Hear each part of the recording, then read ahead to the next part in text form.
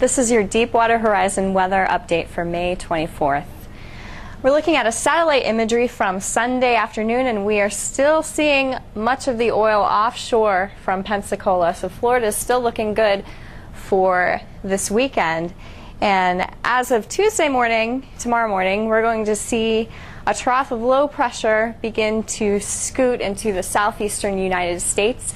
And we're going to be seeing a few pop-up showers and thunderstorms in the afternoon across Deepwater Horizon areas, although no widespread severe weather is expected, just more of a summertime sea breeze activity.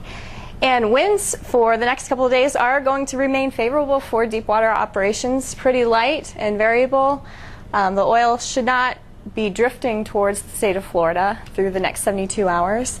And winds through the week are going to remain favorable as well. We will see winds on Thursday begin to shift to the west, which will slightly push some oil to the east, but since wind speeds are fairly light, we're not expecting a large movement of the oil. And seas are going to remain 1 to 2 feet throughout the week, so good for us, good for the oil skimming out there. The oil as of this morning was about 55 miles away from Pensacola, 120 miles away from Port St. Joe, and 280 miles from Clearwater.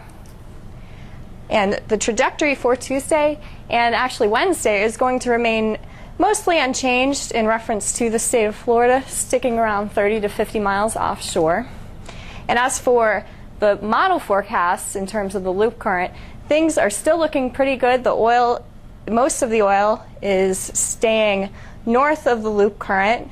This is the forecast for tomorrow, so loop current isn't having a large effect on most of the oil. Everything should be sticking into the northern eddy for the next couple of days, and this is reflected in the offshore forecast. This light blue we're seeing right here is just some sheen and some scattered tar balls, nothing really thick. And as far as the uncertainty, those are just isolated tar balls that NOAA may have missed. So this is the forecast for today. And tomorrow, most of this oil is getting stuck into that northern eddy of the loop current. And it's possible some isolated tar balls may get pushed south into the loop current, but we shouldn't be seeing a large-scale movement of this. So as you can see, this is the northern eddy, and most of the oil is going to be sticking up through here. It's possible some tar balls, some isolated, could be pulled down south. And as for the loop current, the entire outlook of it, it does appear that it may be beginning to be pinching off from the Florida Straits. And this is great news for the state of Florida, because if any oil does get into the loop current and it does actually pinch off, then oil will likely not be able to get into the Florida states, or at least it will have a less of a chance of doing so. And another thing to just watch out for, although it is not officially hurricane season yet, we do have a possible tropical development out into the western Atlantic. And right now it only has about a 30 to 50% chance of tropical formation within the next 48 hours.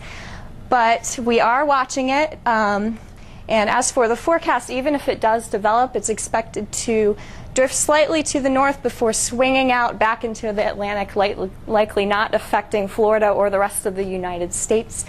And as for the forecast for it, it's probably not even going to become a strong tropical storm if it does develop at all. It will likely stay around 30 to 45 miles an hour as it strengthens if it does. For more information for the Deepwater response or for your local weather updates, you can keep checking back at floridadisaster.org.